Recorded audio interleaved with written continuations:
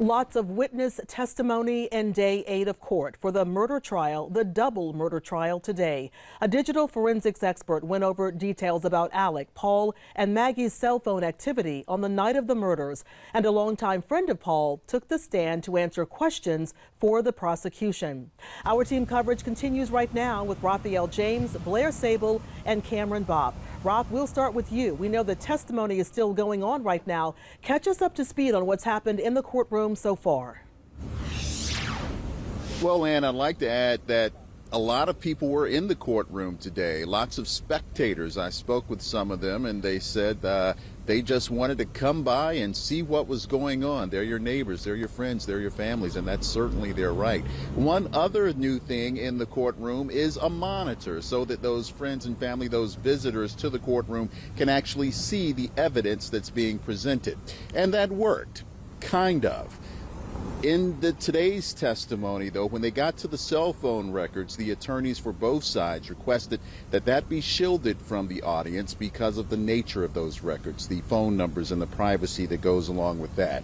Blair Sable was listening in, and Blair, we're about halfway through this trial. Have we seen anything yet that you feel definitively proves that Alec Murdaugh had anything to do with these murders?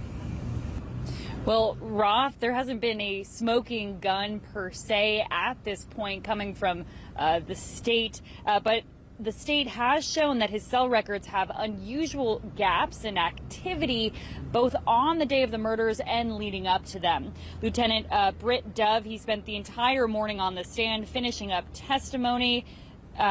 He was talking a lot about those court records, speaking about Maggie's phone and Alec's phone as well. He says that there is a gap between June 4th and June 7th in Murdaugh's call logs, stating that they were possibly deleted for unknown reasons. He also testified that Murdaugh did not read or open texts that he had received around 8:31 p.m. on June 7th, 2021 until the very next day in the afternoon. Dove said this was uncharacteristic for Murdaugh. Just in your general review, and I'm sure there's outliers, but what is Alex's general habit when he reads text? Usually it could vary from anywhere from reading it within 5 minutes to 30 minutes, maybe 40 minutes, just depending. But it was generally within an hour's time it appeared that the texts were read. Keep in mind that Murdaugh was using his phone that night to text and call Maggie, and we reviewed those texts in court today as well. At 9:08, he texts her, "I'm going to check on them," and at 9:47, he texts, "Call me, babe." The 911 call Murdaugh makes happens just after 10 p.m. that night. And not even 5 minutes before both of their phones go silent, a video taken on Paul Murdaugh's phone details an interaction between him and presumably his parents. Cameron Bopp, he joins us now, and Cameron, location data from that video places him in the shed with the dogs.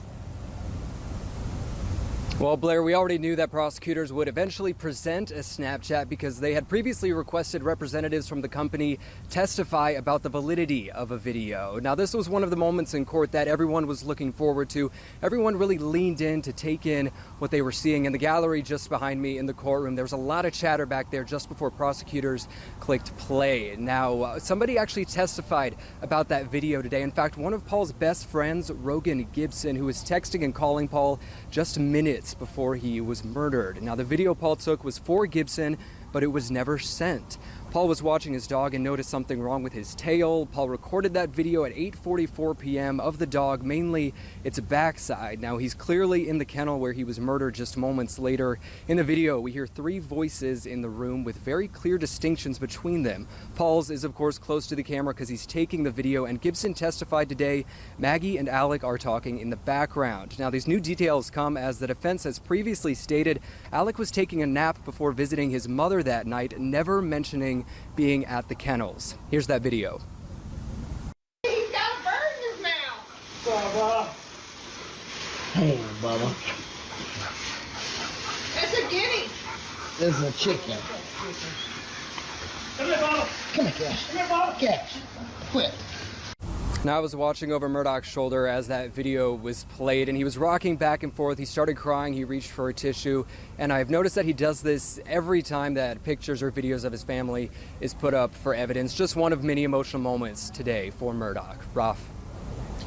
All right, Cameron, thank you very much. We also know that in that testimony, the text messages that were received on the iPhones, there were times that certain movements were logged as well. And the defense, or the prosecution, excuse me, said that it appeared that some of those messages, some of that log, had been manually deleted on Alec Murdaugh's phone. We'll have more information about what happened in court today coming up for you on Live 5 News at 6. But for now, I'm Raphael James in Colleton County.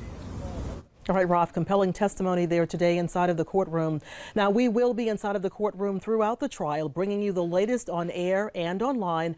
Our Live 5 team coverage of the Murdaugh murder trial will continue at 6 this evening. And for more on the Murdaugh case, we have a tab full of the stories that led up to this trial. Just head over to live5news.com, click on the News tab, and you'll find the stories that started it all.